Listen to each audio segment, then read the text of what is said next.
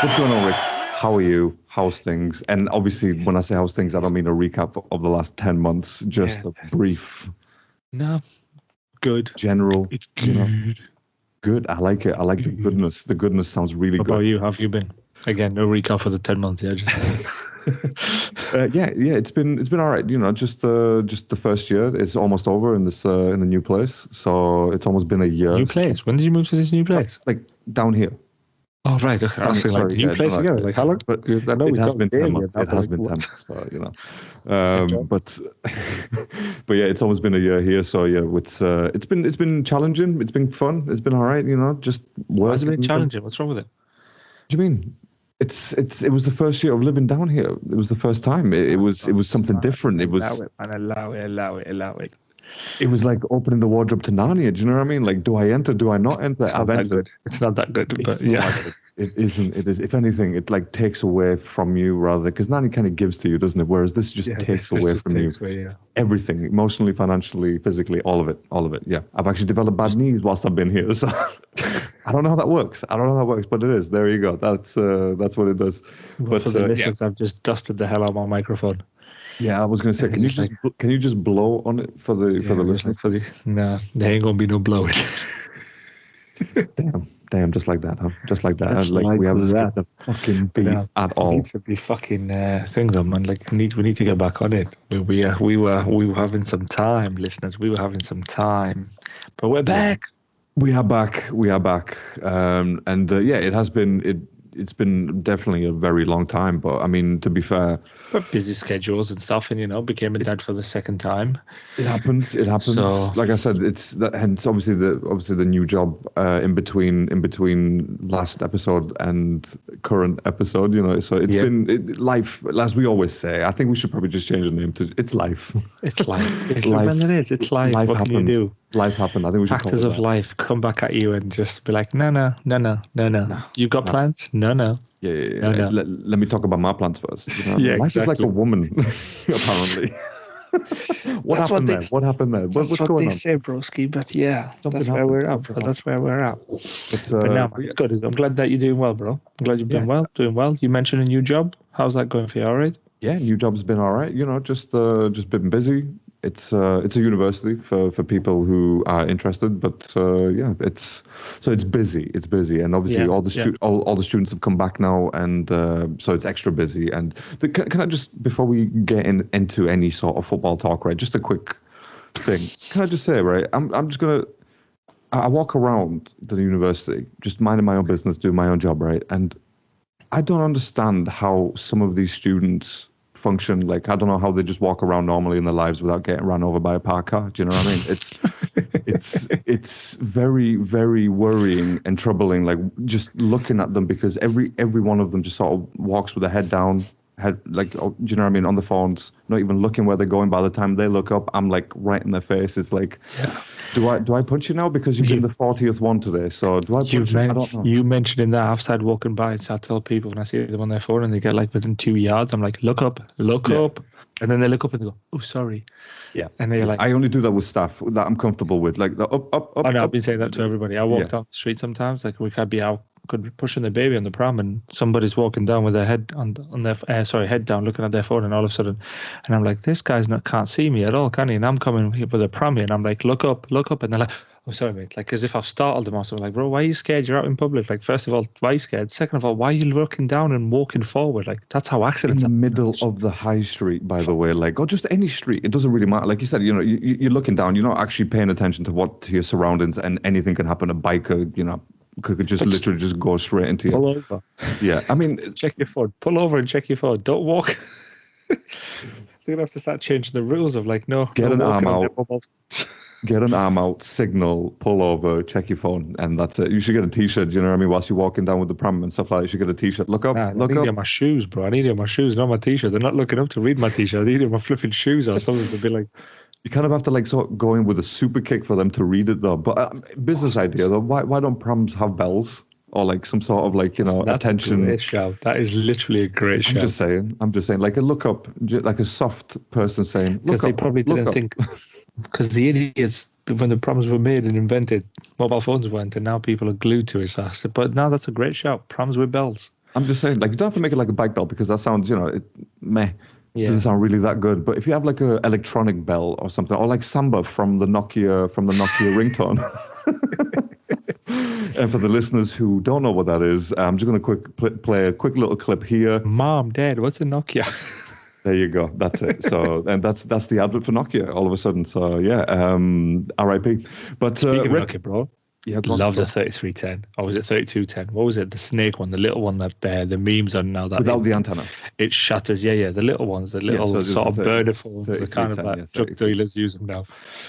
Love them phones. I love that phone, bro. That was trying to beat a snake score with 3. Or was it 3 and 7 or 1 and 9? No, 3 and 7. We can play around. It was 1 and 9 and 3 and 7, wasn't it? It was both. It was actually both. Yeah. You could have done either. Or I think I was more of a 1 and 9 than same. I was 1 and 9. Yeah.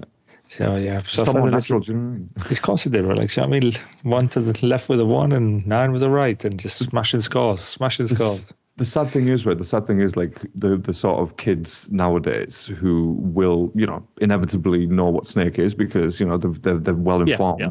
But the problem is, even though they can get that on an emulator or a new phone that has the classic Snake, the thing is they will never recapture that feeling of playing Snake for the first time on something that you can hold in your hand and make a phone call. Like for our age, I know obviously mobile phones have been out for a while, but that was the peak. So that was the very beginning of it, and we were part of that. We rode that wave, and like I said, Samba ringtone. That's the Samba ringtone, right? You have to bear in mind, this yourself. Like, when was the last time you heard that ringtone? Like, when did you hear that ringtone? Decades. 20 plus years, easily. Exactly, easily. So it's 21, 22 years ago. 2 decades ago. Yeah. That's it. And that was only because your mum had it on her phone, and my mum had it on her phone, and that was the only reason, because they never changed it. And like, why would you? Because it was the coolest ringtone of all time. Like, it really was. You're going to change Beethoven. What are you going to do? Tell Beethoven he's playing the wrong track?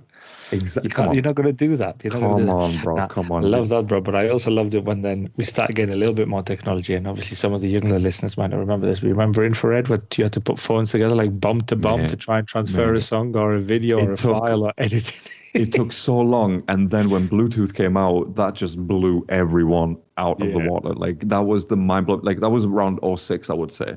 No, 07. Probably a bit earlier to be like, it was maybe 05, 06, 07, something like that. I remember being in secondary school, so obviously I was around 14, 15, 16, around that age. I remember it starting. The Samsung D600s, the D500s were out, and those were the cool ass, like, slidey phones with the cameras. They were sick. I think we bought a second-hand Nokia N95N or something. I don't know what it was. The N95, the ones that used to like slide up and be like, I don't know. It made a sound. It was a very distinctive sound that it used to make. But now I used to love like that time. But this is the thing. Some of the people you take it for granted now with your iPhones and your Pixels and your Hawaii and Samsungs and so on. You've got so much on it. It's like a mini laptop on your handheld device now. Whereas back then you were like, you appreciated Bluetooth because all you had was Bluetooth and Snake, for example, or different infrared. Bluetooth and infrared. Bluetooth. That was the thing. But I mean, with all, like I said, with all that tech, like no one. And we were the perfect age because the people before us, like our parents or whatever, they experienced different things. Not just our parents, but just our parents' age. Around the UK, around the world, they'd experienced they'd already seen what a mobile phone was before the Nokia became big. Do you know what I mean? But for us, we literally grew up with that, so it will always be in our memories, and that's what I'm saying. They will never recapture the 90s and the late 90s and the early 2000s feel. Yeah. You can try and emulate it, but it never works. Like, even for us, it's not the same. Even if we get a Nokia 3310 now, me and you will be pissed off with it. It's like, absolutely, because I want things. Yeah, exactly. I don't want to call anyone. What's texting? I need WhatsApp. Where's WhatsApp on this? Why do I have to tap this button 3 times to get to the letter? Why can't you just give me a quick keyboard? But text as well. Yes, quality. It was, I remember, man. I remember. Those are the days. I'm even, like, as you're talking now, I'm reminiscing of being on a school bus. We're going to an athletic event somewhere. Absolutely. In Gateshead, and obviously everybody's got some different tunes on their phone. So you're like, just Bluetooth me that. I'll give me infrared. Somebody said, I don't have Bluetooth. I've only got infrared. It's all right. Mine's got both, and I can do this. Mate. Samsung's all the way, bro. I'm smiling, bro. I'm reminiscing.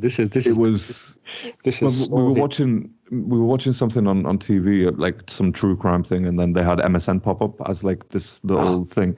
MSN popped up, and I said to my wife, I was like, did you use this? And she was like, oh no, we never used it like in Albania. And I was like, what do you mean? And I was like, this is life. And I explained to her because it had a close up of the nudge button. Do you remember the little nudge button? Bro, yes, I said to her, yeah, exactly. And you send the nudge to the other person.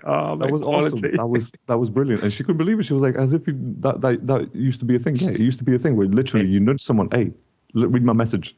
Bro, I'm telling you now, right? We used to look forward to finishing school and going on MSN where there's like 6-7 people on MSN and then just like texting them. Bro, like as soon as you saw them online's on, that's it. Everyone had like XX underscore, like whatever the name was, 2.4 but our internet or being whatever. 2.7 megabyte download speed, but you're like, does it work for MSN? Then that's fine. I don't need anything else. None of this 1,000 megabyte download. What the hell is that? That was kind of like the first WhatsApp, really, when you think about it. Yeah, that was literally the first WhatsApp, and it was that was our teenage years. That was literally our growing years. Like again, no one will. Again, people take it for granted now, but for us, that was mind blowing. Like, what? I can chat to any one of my mates. Mate, go online. Socialize. Are you online? Yeah, that was the phrase. You're going online. You're online tonight, bro. None of this PlayStation and Xbox stuff. You're going online. You're going online for MSN, man. MSN. Boys, girls, do you know what I'm saying? It's whatever. Whoever would not discriminate in here. But it was that was so much fun, wasn't it? Especially when you look at the mobile phones. Anyway, obviously that was a massive sidetrack to anything really. It just sort of spiraled out of control. We just all of a sudden we jumped in a time machine. That's it. But I think listeners would appreciate it. Listeners similar age would have appreciated it.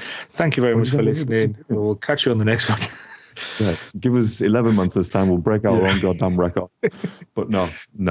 We are obviously here to talk about some football, Rick. And you know what? Let's just do it properly. We're going to get to predictions, obviously, but just quickly wrap up last season. Last season.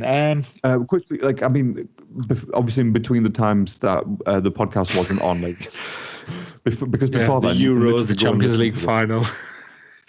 Pretty much everything that we missed. But no, like you said, life takes on. But no, to recap.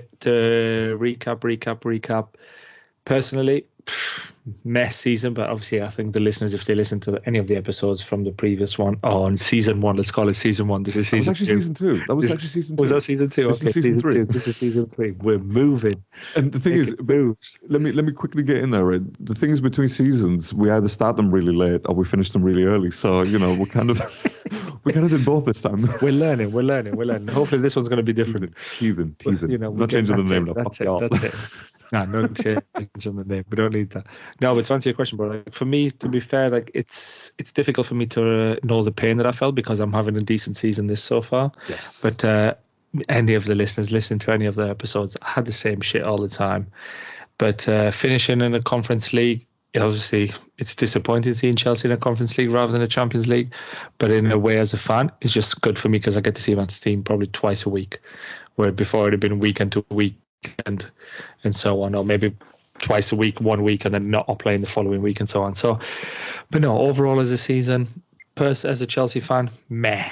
As a football fan, loved it. Euros, Champions League final, City winning it. For me, it felt good. Arsenal finishing second. I don't know how it felt for you. Obviously, standard. Standard that goes without hope you lose every game. Obviously, nothing's changed. I don't know how you feel though as well. Like before I ask you this exact same question, how did you feel those months where there is no football, like those couple of weeks before the season starts? What months? Months? Okay, maybe weeks then.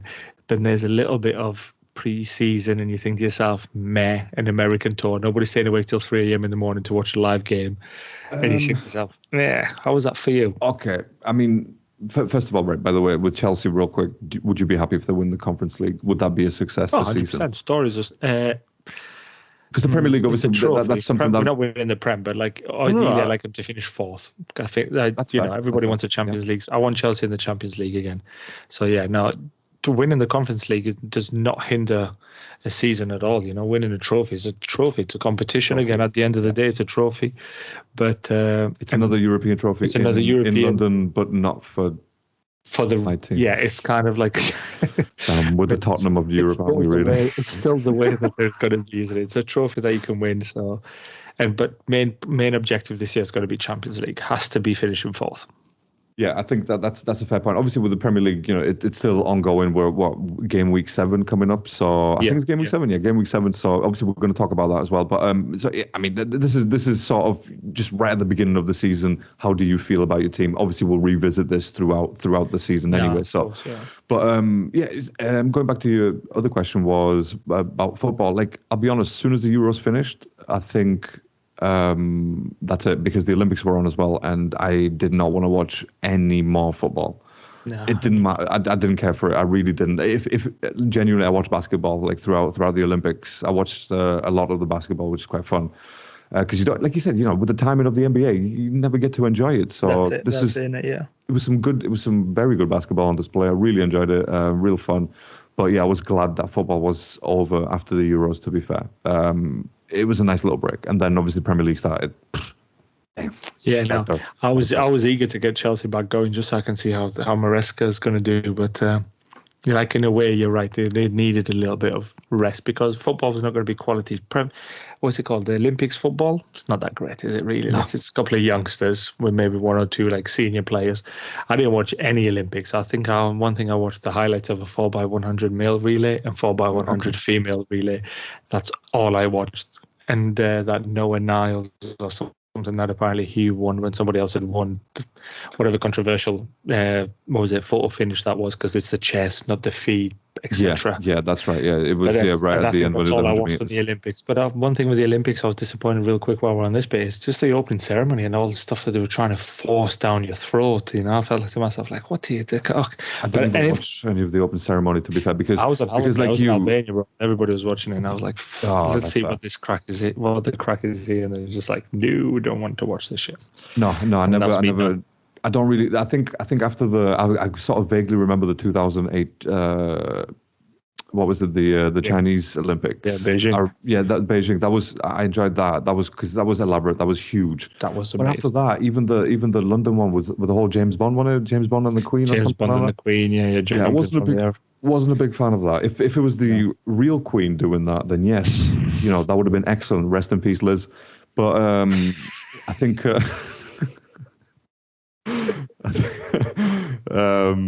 This guy. So yeah, I think with the Olympics, we actually watched quite a lot, to be fair, and even the some of the athletics from what was it? Not the athletic. What was it? Simone Biles, whatever she did. Oh, the gymnast. She's like, yeah. Jesus Christ. So that was quite interesting to watch, because I'm watching. I'm like, right, what? Huh? What did she do? Is she still spinning? Yeah, did she do 3 degrees less or more? Did she lose point? I don't understand the pointing system. Yeah. Do you know what I mean? Because to my eye, I'm like, yeah, she's looking a bit shaky, and they're like 10, and I'm 10 for what? What did she do? She just what? So I didn't. I'll be honest, I still don't understand it, but it was quite fun to watch, because like, damn, I would never ever be able to flip like that. So that was interesting. But yeah, for me, it was basketball. That was throughout the Olympics that I've ever watched from the 2000s. It's always been like, I want to watch some basketball, because it's always interesting. It's always very good teams playing. So yeah, that was fun. But yeah. The thing with basketball for me though, bro, like, just to interrupt you quickly, is that who's going to win it. And I know they the Team USA had a scare, but it's just like, realistically, it didn't have a scare that did that. No, that's the thing. No. Like, I think they were trying to push it. They were trying to push it through as if like, they had some. But really, come on, like, be serious. Slapped Serbia so hard. It was fun to watch. It was like the world superstars, and they all play in the same league. See, I think with that, with people like LeBron, for example, they shouldn't be allowed to be in the Olympics anymore. I think when I say young man's game, I'm not saying that LeBron can't do a young man's game, because he clearly can, because he's still a monster. But my point is, with the Olympics, traditionally, it's always been the semi-pros. Do you know what I mean? Semi-pro, it's always been the semi-pros. same as boxing, under 18s, under 20s. So again, that's the way it should be, and I feel like that's where the Olympic Committee should probably be like, okay, look, you can't just send your 5 all-star players, because they're all 25 plus. Literally, that's all it was. That's not fair. He's a 40-year-old. Literally, I think he could take on most of the teams by himself. He's that good. I was going to say, like, 2 of them, him and Curry probably could do them all. Though, you know what I mean?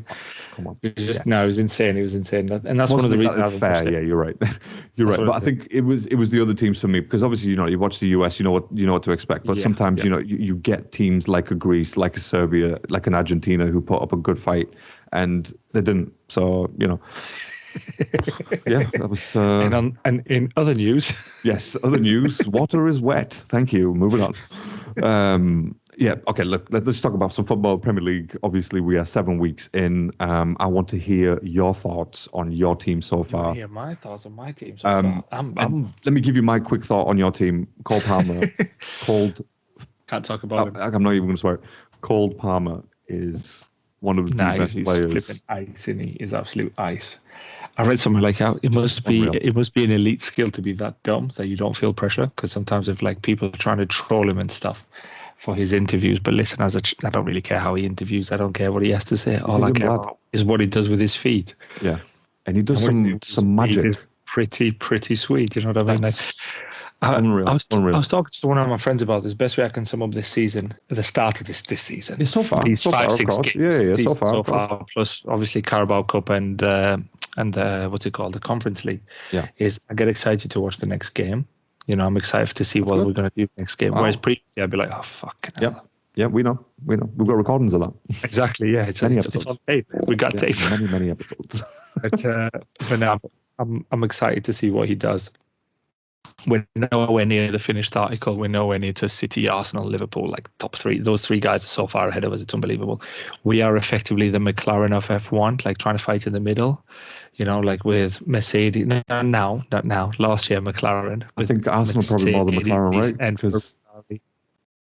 well, you guys are doing well, but like I'm talking about when it was Mercedes, Red Bull, and Ferrari fighting for the top three spots, and then McLaren and then was these guys pop up, whatever the phrase they use on. Gotcha. So that's where we were. But no, man, I'm happy. I'm excited. We're playing some good football.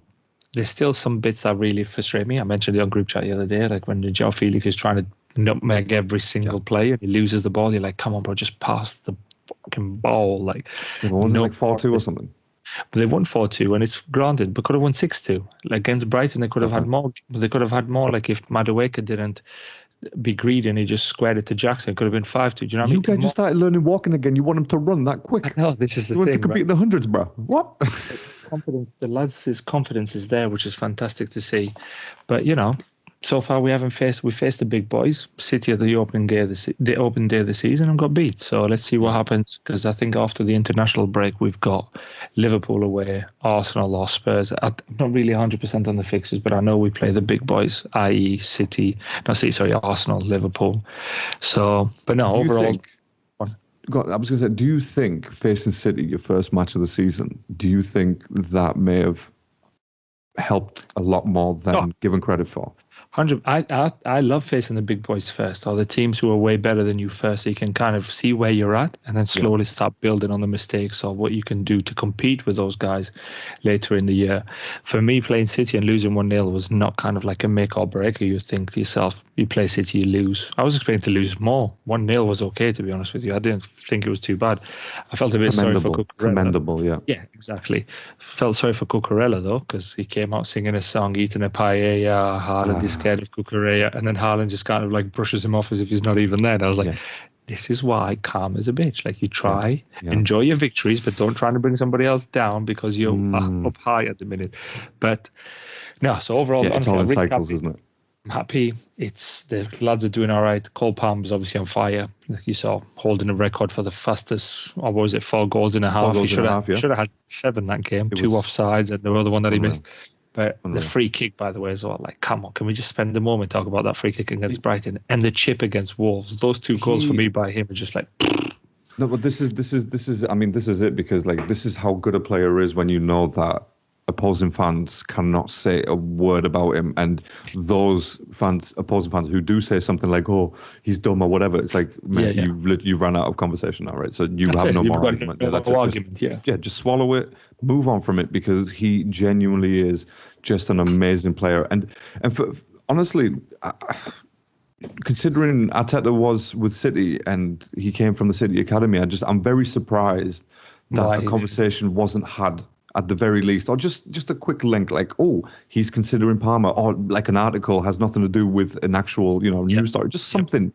But I'm very surprised, but a genuinely amazing player. And you know what? It's sometimes I watch Chelsea just to watch him, really, just see what he does. This is the thing. It's easy to become a fan of Palmer, isn't it? Really, because he seems quite down to earth and he's a quality player. So just crack on. I want to see football players, and with Palmer, I get a football player. That's it. That's why. Same with Ben White. Like, I want to see a football player. He's a football player. There's no drama. Just crack on, do your job, move on from it. That's it. Yeah, do you know what I mean? Yeah. Like, and at the end of the day, that's what we're watching. I don't want to see Ronaldos and crybabies and all that stuff. We've seen all that. Yeah. We've seen the Ronaldos, we've seen the Messis and so on. Sometimes it's nice. For me, it's as well. Like, and yes, it's my team, but trying to see an underdog team do well, and I feel like sometimes we love the underdog.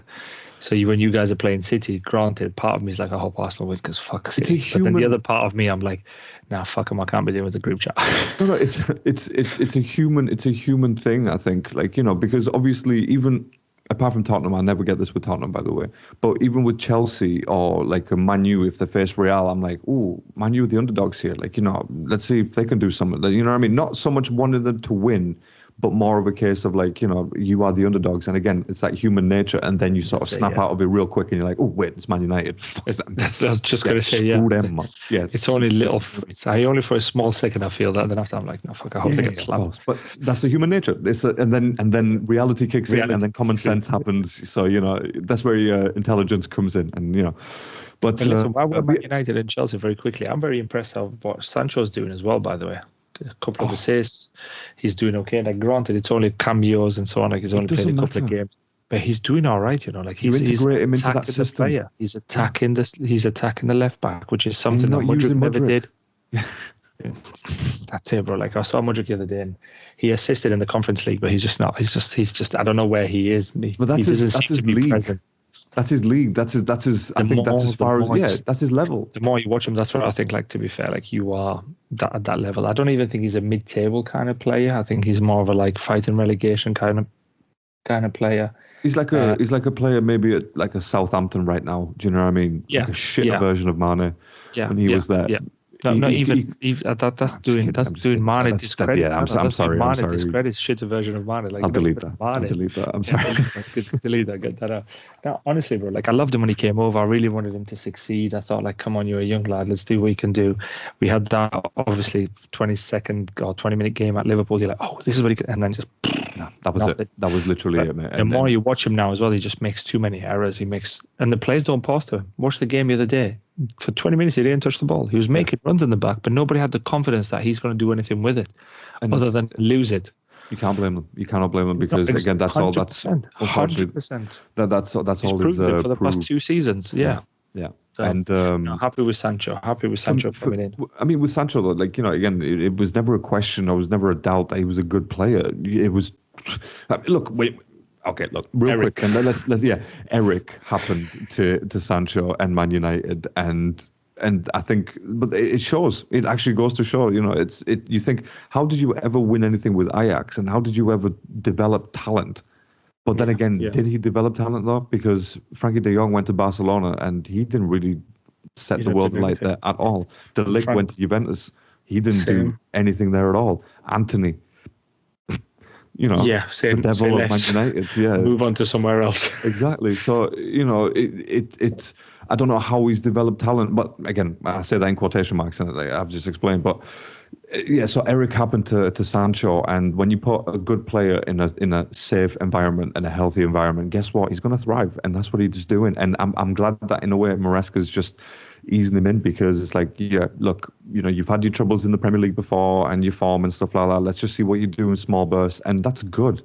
Because look at Trossard. He started off with small bursts. Oh, he started scoring goals off the bench, and then all of a sudden he's playing next to Martinelli and Kai Havertz, and you're like, that we never thought of that before. Like, he's always a bench player. Why would he play? Yeah. Super sub.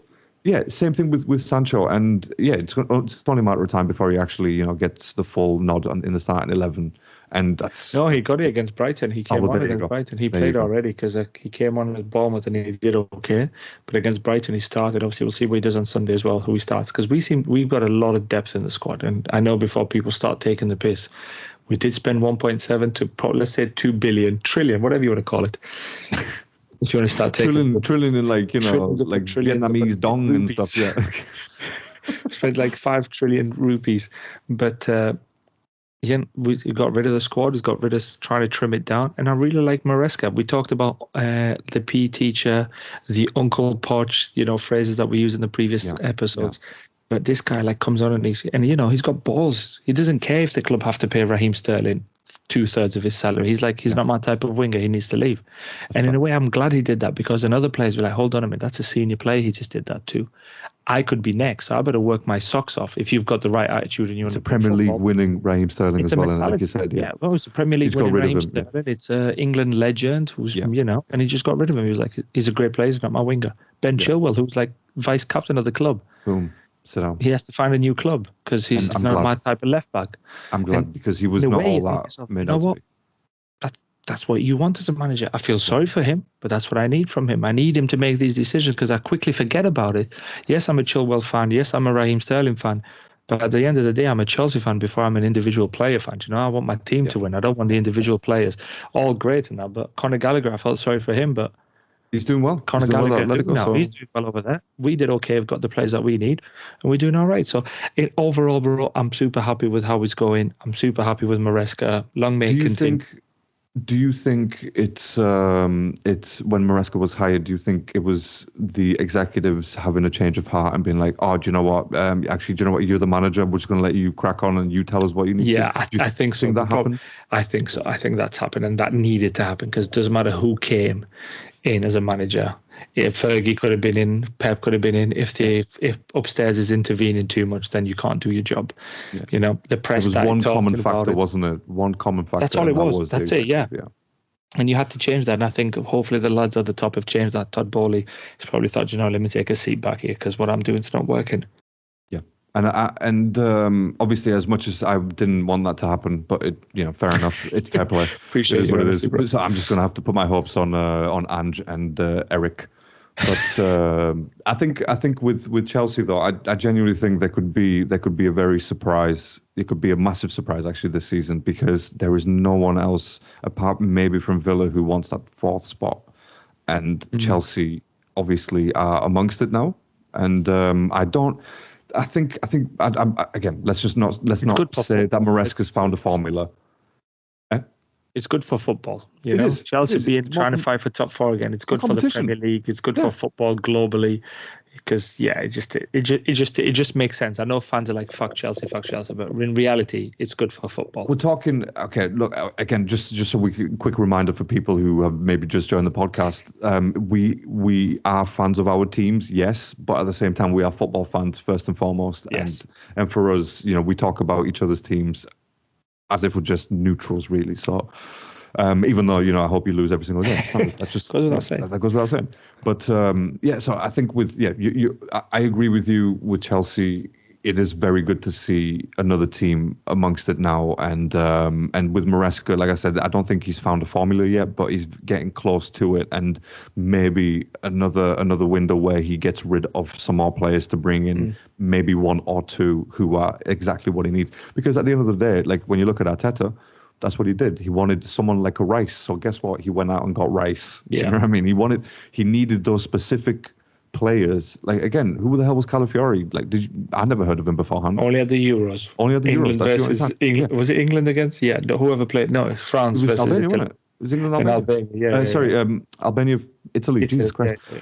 So he had a good game, and then he didn't have a good game, and then I think he got injured, and then he was out. So I was like, right, I don't know who Calafiori is. So all of a sudden, randomly, we've got some random player I've never heard of. Yeah. And then now I'm watching him, I'm thinking, oh, okay, so that's what you need him for. Timber.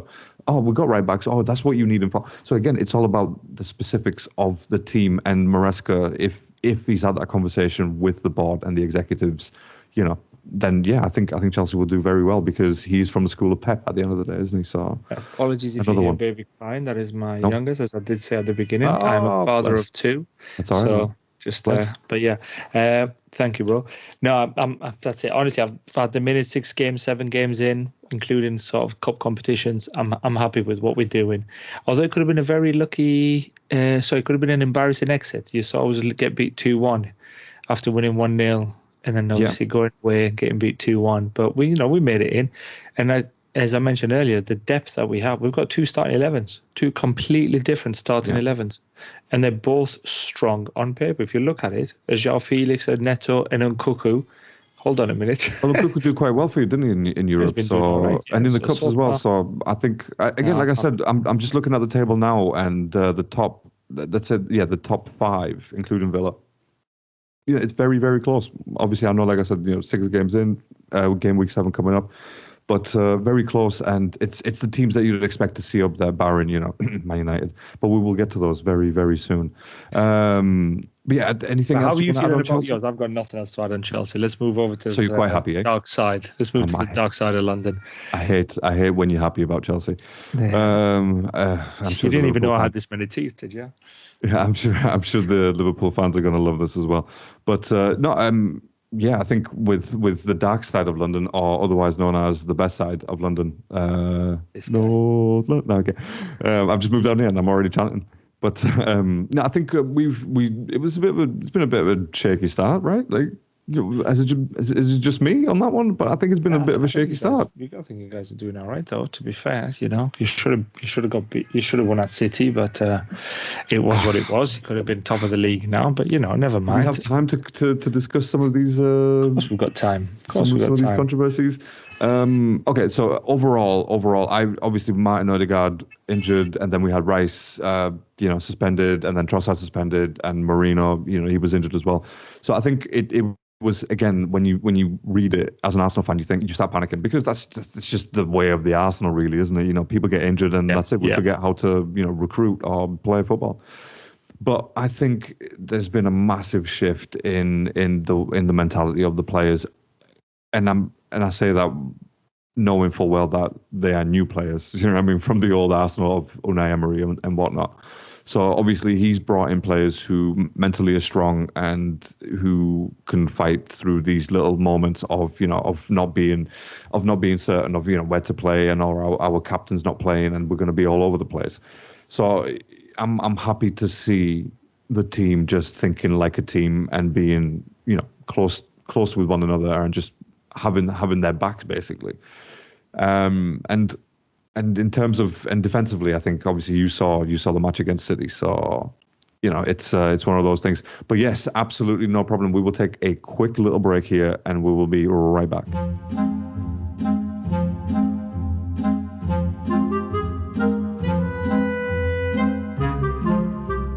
We are back. We need to have like a little. Like a baby music right there. Do you know what I mean? Whenever that happens. Unfortunately, there's nothing I can do, Brusky. No. It's good though. It's good because we can have, like, every time someone knocks on the door, for example, we can have like door music and. Yes. I listen to podcasts. I know what the people want. You're a veteran.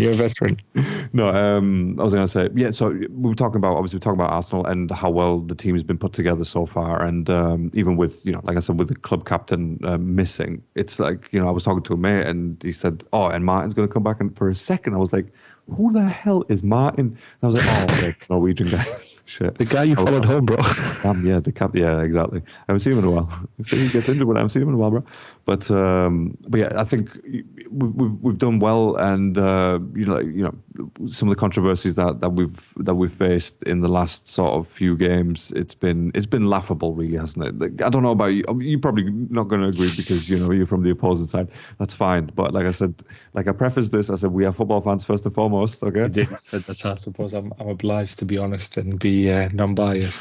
No, I think it's you have to be unbiased. Yeah. When we're talking about football in general, it was ridiculous that Declan Rice second yellow for that like little shimmy. I know they're trying to apply the rules and be like it's part of the rules and he kicked the ball. I get that, but they've allowed so many more things to have not been a yellow card. So the previously João Pedro kicking the ball from the halfway line, booting as hard as he could. Belted exactly. it out the stadium.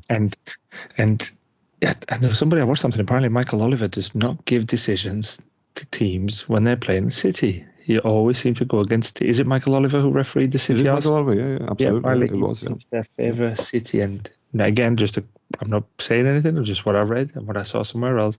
Since he's been backed by the City ownership to go and host a few ref a few exhibition matches. Yeah, and show them how it's done, basically. How to cheat like a fucking. I wasn't going with that. I was going more around coaching the up-and-coming referees in the Middle East. He seems to kind of favour City a little bit. But no, the decisions you guys have received have been fucking shocking, really, hasn't it? And I apologise for the swearing viewers, but that's the only way to emphasise how bad the decisions have been. On the group chat, I wanted to admit this red card all day. All day. But realistically, with my unbiased... for a lifetime, all that stuff. Yeah, that's it. Get him done. Just get him done. But, arrest that man. Yeah. But overall, decisions have been shocking. But look, you've kind of persevered through. You've stuck together. There's a collectiveness. I do think some of Arteta's coaching tactics are a bit ridiculous. I've read, obviously, we talked about this. Yeah, we did. Yeah, was it the pickpocketing one that he said, like, don't let it so on stay, and then it's worked, mate. It's worked. You know what I mean? They're alert now. Anything can happen. Anything can happen now. So that's all they needed. They needed someone to steal the wallets, bro. I did think you were going to lose to Spurs, though. I thought you were going to lose to Spurs. I invited some friends over. I said, your mouth.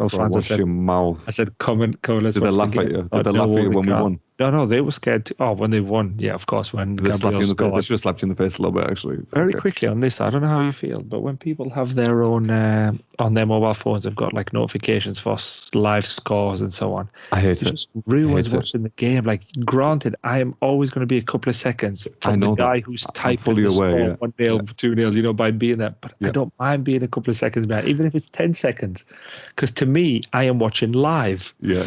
That's live to me. Yeah, again, it's all about perspective. Yeah, it's all relative, mate. Smarter minds than us have said this. It's all. my mate's partner came around and she was like, "I already knew we were gonna score because he can't get notification." I was like, "You fuck." Yeah, see, shit.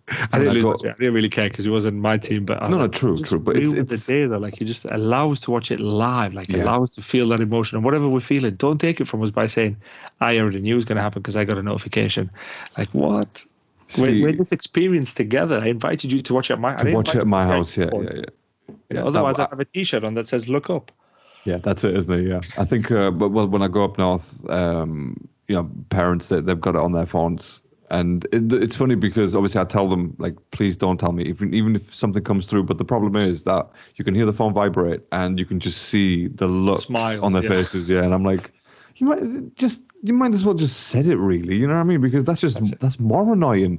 Because I'm trying to watch the game, like, fully focused. I'm looking at you, like, going, doing this. Like, on this topic quickly, England were playing in the final, of course, against, who were they against in the final? Spain, yeah. And my wife and kids had gone to Albania for a little bit before I finished work. And so they were watching the final in Albania, but in Albania people were cheering. Now, I couldn't hear the cheers while I'm on FaceTime with my wife.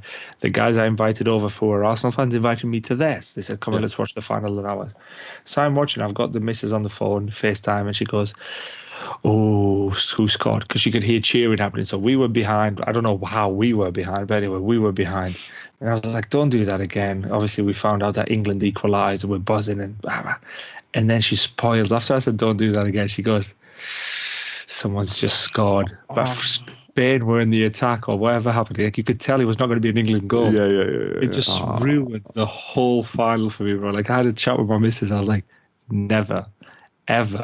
Don't do that shit. Unless you see me cheering, do not say shit. But like you say, like, you can hear it on their voice. Hear it on their voice, see their smirks, see their giggles. Spoilers everywhere. Like, spoilers everywhere. Said about, it's live to me. Allow me to watch it live in my own way. And this is why we don't go to cinemas with the women because they ruin it. They probably have already seen it. Well, they read the sort of, the plot line, and I'm like, I don't want to read the plot line. That's why I'm here to watch the plot line. Why would I read it? It's not a book. Do you know what I mean? Like, anyway, I'll get the book. I read the books of this one. The books are better than the movie. I don't care. I'm here to watch the movie. I don't care what the books were. Yeah, exactly. I didn't spoil the books. Like, the movie's better. Like, you know what I mean? Just read your books. Come on. So how are you feeling with your team, by the way? So how are you feeling knowing you got a guy in and he's injured? Timber's back though from an injury, so that must feel like a new signing. Yeah, we've got obviously Calafiori starting and Timber starting. Ben White's been rested for the last few games, which again, I think he's got an injury, thigh problem, I think. So before that last season, I'd be a bit worried. I'd be like, "Oh, Ben White's injured. Crap. Well, that's the right side gone." Do you know what I mean? Because who's gonna pick up the pieces? Like genuinely, Tomiyasu, he probably could, but he's injured himself anyway. So, but yeah, with Timber and Calafiori, I think. it's two very good signings because they can interchange with each other. Like, when Timber came off during in the PSG match, Calafiori moved to the right, and then who came to the left? I think one of the young kids, I believe it was, or who came to the left? I can't remember. I'll be honest, I didn't watch it. I don't know. Yeah, we beat PSG. That's all I care about. But so Calafiori moved there, and Kivio moved to the left. So again, it was interesting to see, like you said, options. Like you said about Chelsea, they've got the squad depth now. I'm not saying that Arsenal got a very good squad depth, but they have some squad depth that's better than previous seasons. Previous seasons, Saliba got injured that one time, and that was it. That was our season gone, really, and it hadn't even started yet. So it's very good to see, and you use the word perseverance as well, and that is the main thing that I've picked up from this team, especially during that City draw. That defending was absolutely epic. I don't care what anyone says about Park. Defended on its own. If you just look at it, defending perfect. Yeah, that's for me. We were winning 2-1. Down to 10 men and clear injustice on the pitch. Why would we want to go attack? Like, what is that going to prove? If we defend and win 2-1, who gives a shit what people... Even with the draw, it's like, I don't care about what you say about our defending. It was not parking the bus. What else do you want us to do? Do you know what I mean? What was it? Liverpool did it a couple of seasons ago or something like that. Like Bernardo Silva was saying in the interview. Oh, well, Liverpool attacked us. Yeah, but they lost 5-0. So, do the math, bro. Like, I know, your brain's not working right now because of the rivalry, but your math ain't mathing right now. His math isn't mathing now. He's just salty because obviously with 10 men they couldn't do nothing apart from trying to scrape a last minute equaliser. Sorry, not with 10 men, against 10 men. Sorry. Yeah, they did. Fair enough. But fair point. And again, obviously, I was mad. I was pissed off of that, as all Arsenal fans were, as all Man City hating fans were, no doubt.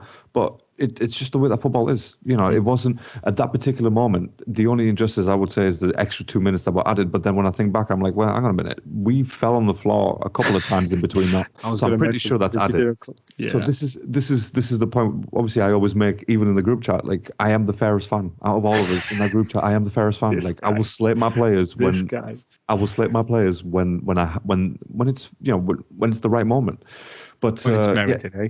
So dude, you guys did roll around, bro. Like, I'm not even gonna lie, you guys were rolling around, and that's one thing that I hate about it. Like, I don't mind the defending, but like, who was the guy who came on and got a yellow card without even stepping on the pitch? Went and told Ryan to just fake an injury so that I nearly said Pep, so that Arteta can give a bit of instruction. I don't mind that. Look, the thing is, it is a dark arts, but can I just say, right, when you think about the last 6 seasons and Man City have won it 5 times, sometimes you have to go down to the dark arts to beat them, mate. And you laugh, but that's just the way it is. When Mourinho have to get Wander out and her. When Mourinho was doing it with his defensive style, like way back when, it's, for us, it was like, oh wow, defensively, he's brilliant. He's fantastic. 15 goals conceded, all this stuff only in the whole season.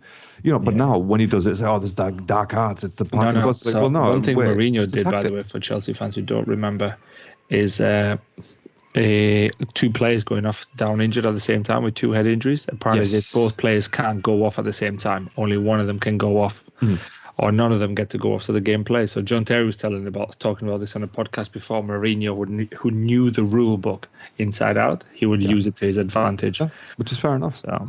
The thing is, you got to, like I said, you got to use it against teams who have that sort of power and pull. You know what I mean? Try everything you can, absolutely. Yeah, you have to. Especially if you're down to 10 men. And it wasn't like, they were going and injuring Man City players. They were going down time wasting, and they paid for it. They genuinely paid for it, and that's the only thing I can say as a fan. It was kind of merited by the end. It's like, you took the piss. Yeah, you took the piss. Do you know what I mean? Let's go down to the principal's office. You took the piss now. So I think, but like you, overall, happy to see that mentality of the team. I really, really love watching this team now. And like you, I can't wait until next week, because it's like, okay, let's go. You know what I mean? Let's just do this. Let's just see what you can bring now. But yeah, I think I've there's a long season ahead. Let's have a prediction from you, my guy. If second again, if you finish second again, is that a success? No trophy, same as last year. Mm-hmm. Is that a successful season? Does Arteta get another year, or is it time to consider maybe somebody who can get you over the line? Maybe to consider someone who can get us over the line. I think it's hard and painful to say it. It really is, because he has been a huge change. Massive, yeah. But at the same time, you cannot be a world-class manager without winning trophies. Right, you won the FA Cup, but let's face it, that wasn't your team. That was half of or 3/4 of someone else's team and someone else's training, and you just pieced them together. Basically, you just came down with the iron fist, and you were like, "This is how I need you to play from now on." And some players got it, some players didn't, and some performances happened. You know what I mean? It worked in his favor. But it's like saying Di Matteo won the Champions League with Chelsea. Like, come on, let's not get carried away. Yeah, you know what I mean? Come on, that was what the last 6 weeks. Let's not go crazy. But yeah, I think it sounds harsh. I know it sounds harsh, but reality. You need to win. You need to win trophies. And again, I'll use the same thing as I use for Saka as well. You can't be world class without winning trophies. You are on the brink. You are knocking on the door. You win that trophy, someone will answer it. Do you know what I mean? That's just the way I look at it. He's a fantastic player, fantastic. But unfortunately, he's not world class as of yet. He's done shit for me on Fantasy League. Since I took Palmer and put Saka in because I think you guys were playing. I don't know who you were Palmer playing. was my first choice from the beginning. I had him on my team as well, but I was like, maybe let's gamble with Palmer because I watched one game and he was getting man marked and so on. I thought like lots of teams are going to man mark him. Yeah. And then all of a sudden I thought, let me put Saka on. Saka's done nothing for me. So I was like, I need to get rid of Saka, start the team again. Yeah. But all right then, bro. But just on obviously a little bit to what you said there is for me, I do think, I don't want to jinx you. I'm not saying this at all, but I do think this might be your year simply because City losing Rodri, defensively they're much weaker. You guys got rattled. They got rattled a little bit. 100%. And rattled by it. Yeah. You guys scoring. Newcastle did the same thing to them. Stronger. Your defense seems to be way, way stronger. Yeah. Saliba, solid. Rudiger's even complimenting your defense. With Chelsea's Rudiger saying like those two are the best at the minute because the crazy one Gabriel and the peaceful one in Saliba really complement each other. It's a yin and a yang. Yeah, it's a fun partnership to watch. To be honest, Timber's been fantastic. You've got Ben White in the team. Odegaard to come back. Excuse me. I think this is, if everybody stays fit, this could be your year. Yeah, I think I haven't said this for a while, but I said it to my wife when the season started and I watched the first match. I was like, you know what? I can feel it. I can actually feel it. As a fan, you can feel rather something, than just say it, rather than just saying it just to be a fan. I can actually feel it. Like I watched the team, I was like, oh, okay, I think there's something going on here. And these few performances, obviously granted the draw at Man City, obviously the draw at Atalanta and stuff like that. But again, it wasn't a loss. Do you know what I'm saying? Yeah, it was not a loss, and we have been away from home, and I think it's close to a record now or something like that for away wins or what is it, a non-defeat away or something? I don't know, whatever it is. I think there is like some sort of record or whatever. So which is good. Again, defensively, you can't win championships without defense, right? Wiser men. I was going to say that's wiser people have said. Yeah. So, and these are people who have won stuff. So yeah, I believe them.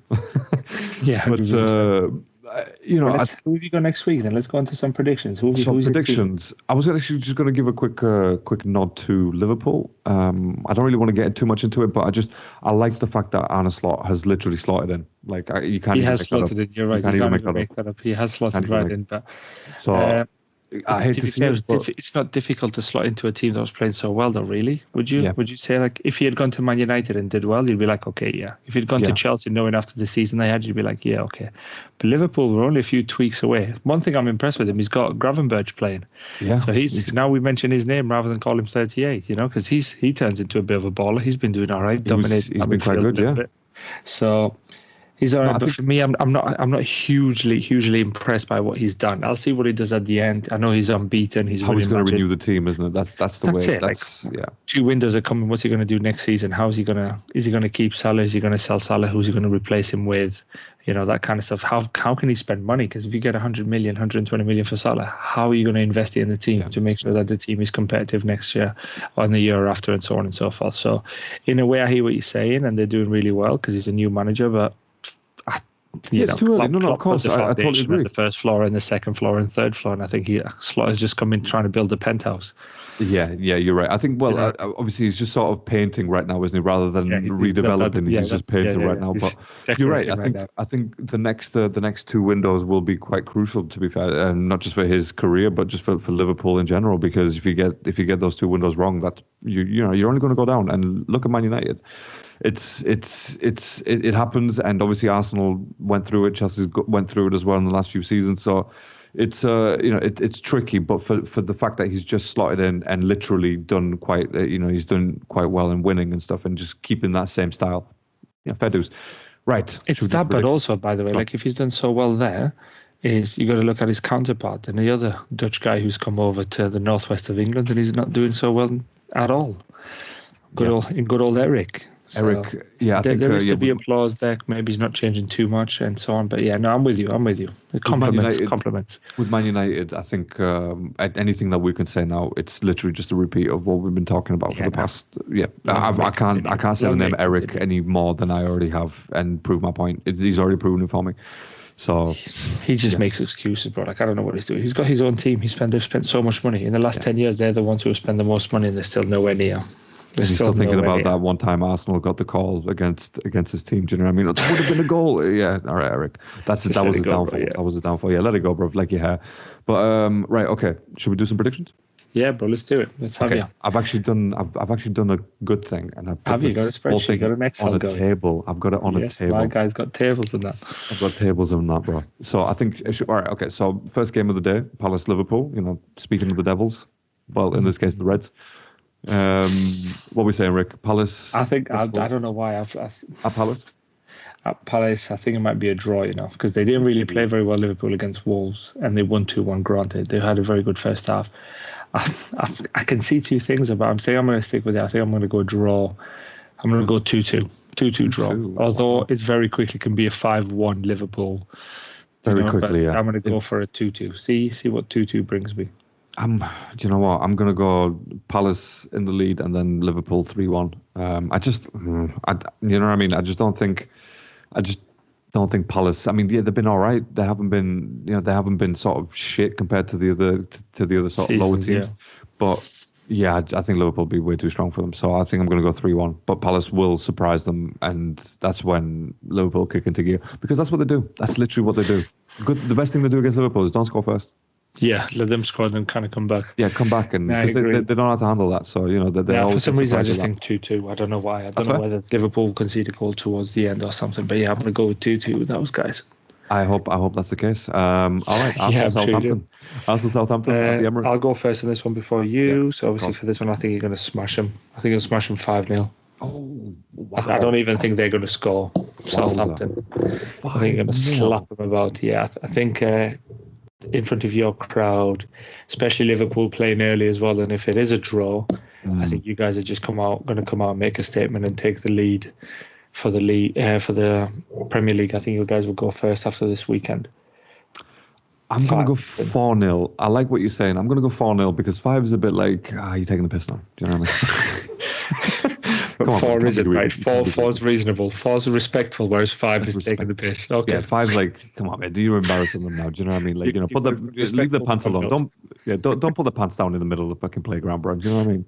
But that's fair. That's basically with the 4-0, you're taking off their socks, top and shorts, but not the pants. Whereas 5-0 is getting rid of the pants as well. Putting the pants. Oh yeah, that's the whole thing. Yeah, and then obviously really more than that, it's just becomes a whole different thing.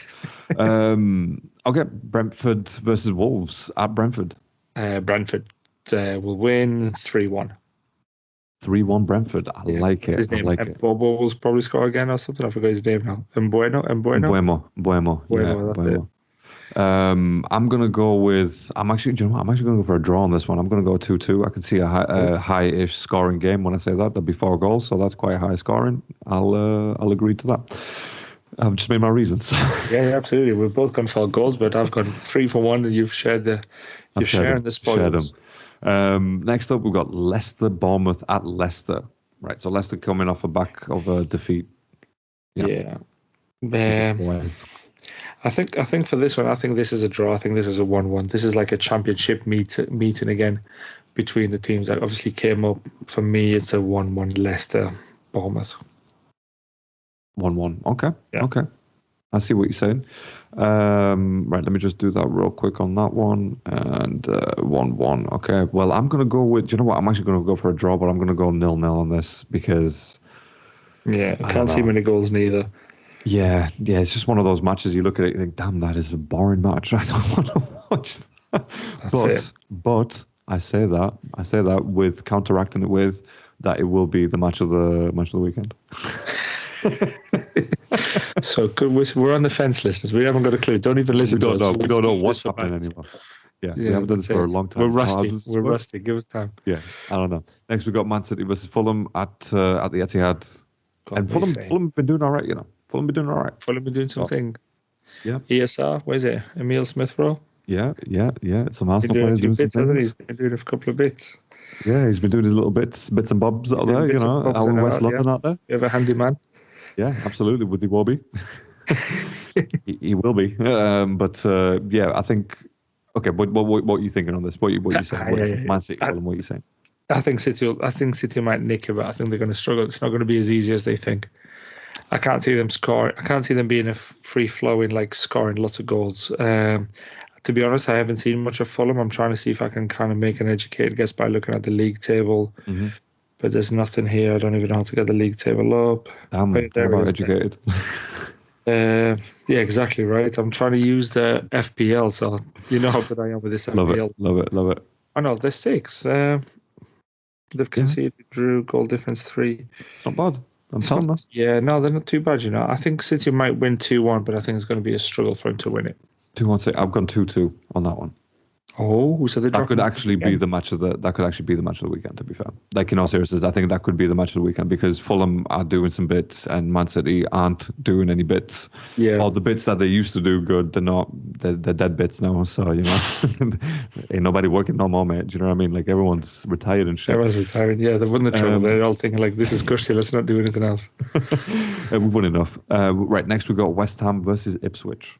Yeah, I think West Ham will probably finally take a victory. I think West Ham will win 2-1. 2-1 West Ham. 2-1 West Ham. I'm going to go... do you know what? I'm actually going to go a cheeky little one. I'm going to go 1-0 Ipswich. Oh. Yeah, I think I've got a funny feeling that West Ham are just going to keep digging. Like Lopetegui's not going to last very long, I'm afraid. I can see that happening as well, Yeah. As you say that, I can see that happening. So, you get me. But no, I'm going to stick with my prediction. I'll stick 2-1 West Ham. Hopefully, they've got enough home in as that well. midfield. Yeah, exactly. Let's hope so. Let's hope they do something. Because I think if they lose 1-0, I think he's gone. And he has to go. I think so. Yeah, there's no excuse for that, to be honest. They've won 1-6. So yeah, that's definitely not good enough. Next we've got Everton Newcastle at Everton. I think Everton will win. Ooh. Yeah, ooh, that's interesting. Oh, okay. Controversial. What are you saying? I think Everton will win. I think Everton will probably take it 3-2. I think this is probably going to be game of the weekend. What is happening? Okay, wait. What did I say? Game of the weekend for me was City versus Fulham. So game or W, and I'm going to put you down as or game of the day. Weekend might be a bit tricky to predict because I'll probably say Chelsea Forest game of the weekend because we seem to leak goals, but then we seem to score goals. Okay, I'm actually going to stick with goal game of the weekend, Man City Fulham, and you're saying game of the day. Okay, so what was the score? 3-2. 3-2 to Everton. Ooh, God on that one, bro. God. I'm not talking about God either. Get me? But I think Newcastle will win in that.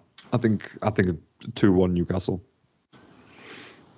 Yeah, I'm going to go 2-1 Newcastle. I don't think Everton are strong enough for that, to be honest. No, they're not. Everton haven't been doing that well, but they've seemed to kind of pull results out a little bit.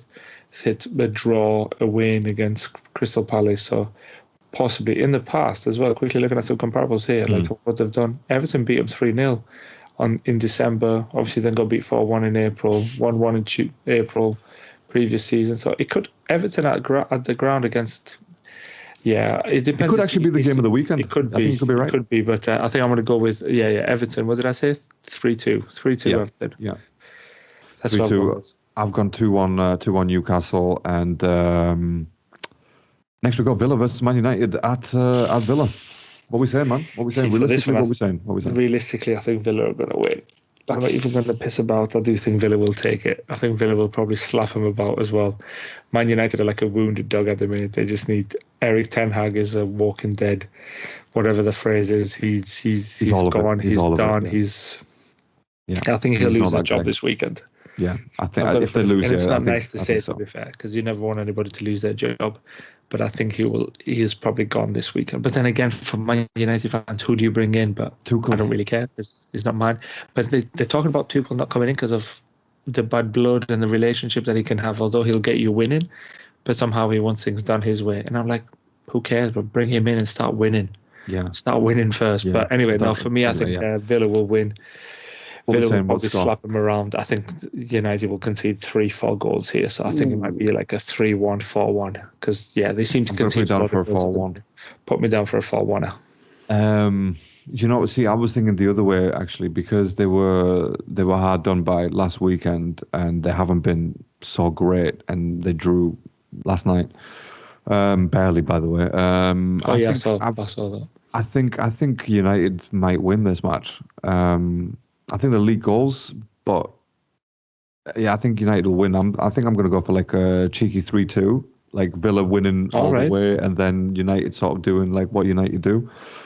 Just randomly, sometimes. I can see that you didn't deserve that match, So I think I'm going to go for a 3-2. But that again, another potential for match of the weekend. To be fair, it could be potential. Potential, depending which Man United shows up. So we don't know. The ones who are trying to help Eric save his job, that's what they'll try and do. Is they usually turn up when Eric's close to losing his job. United usually turn up and win matches. But for this one, I feel like Villa are just on a high at the minute. Champions League beating Bayern.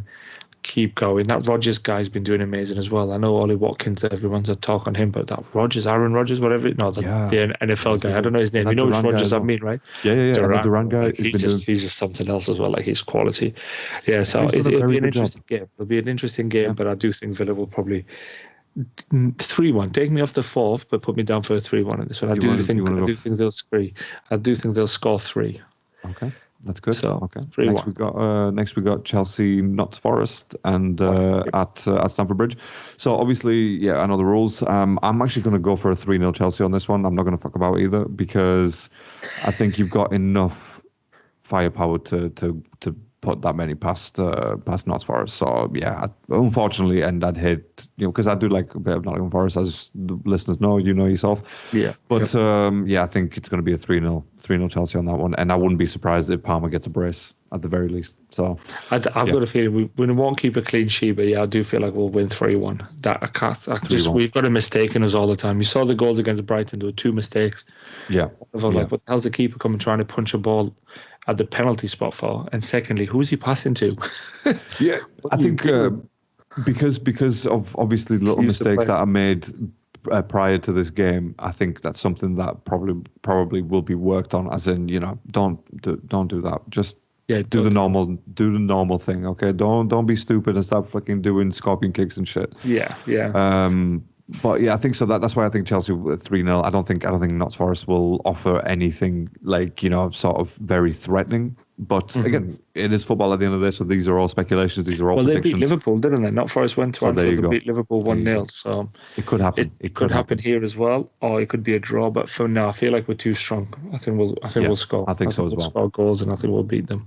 And last game of the weekend is Brighton Spurs at Brighton. What are we saying? 1-1. I can't see them doing anything else. I think it's going to be a shite game, to be honest with you. I hope not, because it's a final game on a Sunday before the international break. So if I do watch it, I want it to be a decent game. But it's got 1-1 written all over it. Like Ange Ball is going to try and play attacking. They'll try and hit on the counter. 1-1, 2-2, maximum 2-2. I put you down for a 1-1. I'm actually going to put myself down for a Spurs win. 2-1. You think so? Yeah, giving Spurs the win. Yeah, I mean, obviously, I'd never want to do that, but like we said, we try to be realistic here. Fair. Yeah, we're fair. This is football. So I think, well, obviously, we'll discuss everything on the next pod after the weekend, and we don't do international breaks because. Give a shit. But obviously we can do other things. We do talk about other things. So yes. Of course we do. We haven't, for all the listeners, we talked about what we're watching, what we're listening to. That's one thing that we didn't cover, but we'll cover that on the next one, because I've watched quite a few things, and you've watched quite a few things. Yeah, some good things. So we'll bring that up on the next one. But Rick, if you don't have anything else to add, my friend, then say, brother, send us out, my friend. No, yeah. You do the honest, Keith. Do the honest. Send us out. You're in that oasis behind you. I see you smiling. Love it. Do it, bro. We're back on the pod, man. We're back on the pod. We're talking football, and obviously we'll talk some F1 as well. But a good thing, it's a massive break now, so it doesn't start till the end of October. Doesn't restart, so we'll bring that up then as well. Get our notes together. Oh yeah. I mean, okay, but let's not get into it. So thank you so much for being here. Thank you so much for listening. And yes, a brief 10-month hiatus. We are back, and do subscribe, do like, do comment, all that kind of nice stuff. And We'll catch you in the next one. Until then, stay safe.